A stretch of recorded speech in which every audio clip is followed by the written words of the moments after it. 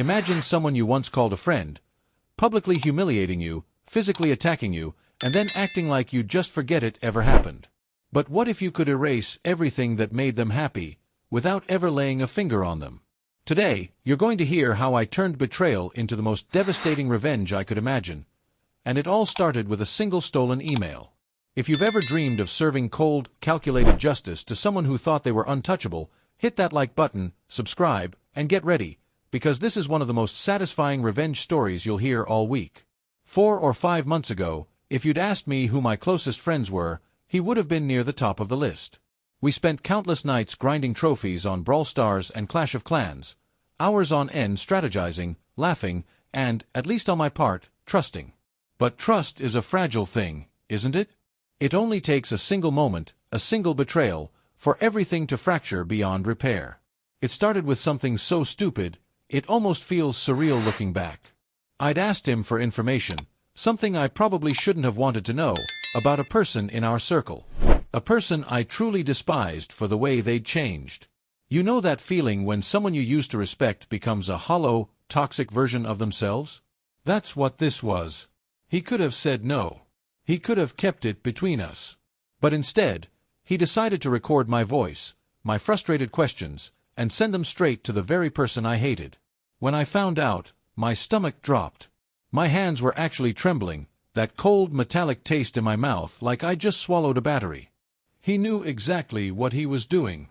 He knew that voice message would stir up drama, that it might even get me hurt. And he wasn't wrong. The fallout was immediate. That person, and their loyal pack of 5, were itching for a fight. I could see it in their eyes, that smug glint that said, "You're cornered." So I did the only thing I could think of, I left. I walked away before things escalated even further. But that didn't save me from what came next. Not long after, he and 3 other so-called friends caught me alone. They didn't want to talk. They wanted to humiliate me. And they did.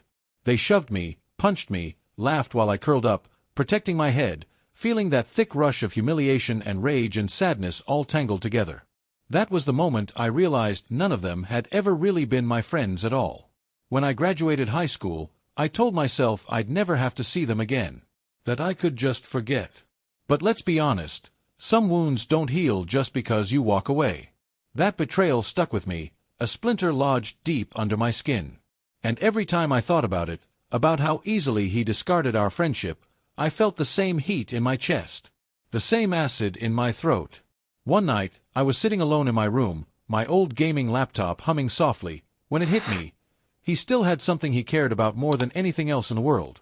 Gaming wasn't just a hobby for him. It was his identity. He'd spent years grinding trophies in Brawl Stars, 50,000 trophies, to be exact. He'd finally upgraded to a shiny new Town Hall 12 in Clash of Clans. He bragged about it constantly. Screenshots, status updates, endless boasts. It was his kingdom, his sense of worth. And suddenly, I knew exactly what I needed to do.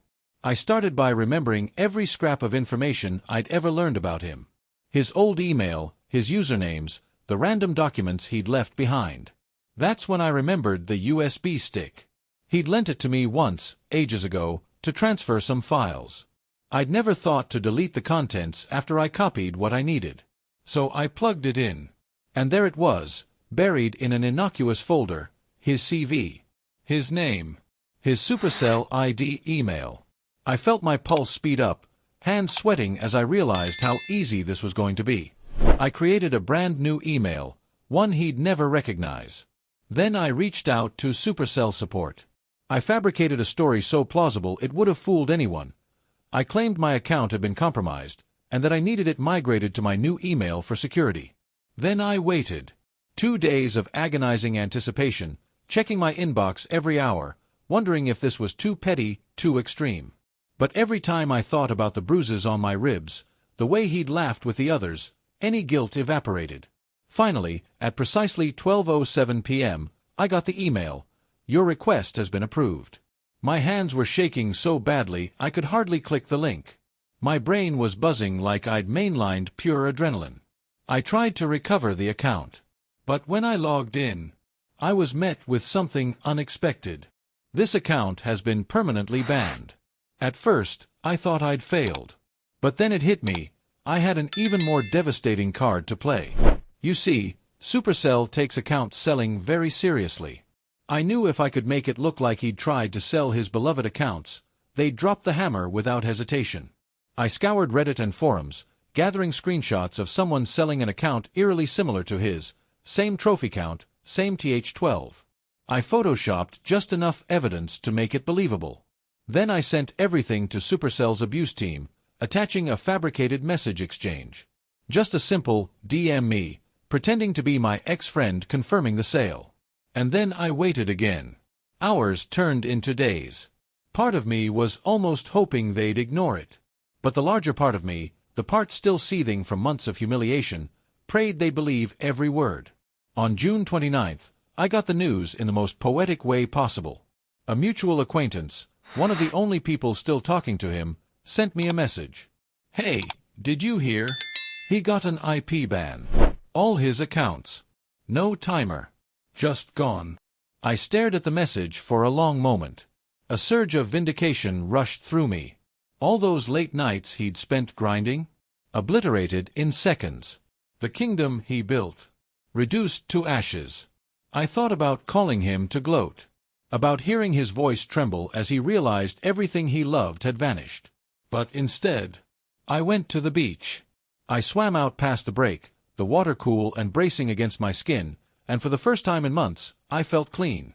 I felt free. So what's the moral here? Don't underestimate the quiet ones. Don't mistake someone's silence for weakness. And for God's sake, if you're going to dedicate your entire life to something, maybe don't make enemies who know exactly how to take it away. Revenge isn't always loud. Sometimes, it's a silent wave that drowns everything you ever cared about. If this story gave you chills, smash that like button and tell us in the comments, what's the most satisfying revenge you've ever witnessed? And if you never want to miss another tale of sweet, sweet payback, subscribe for more stories just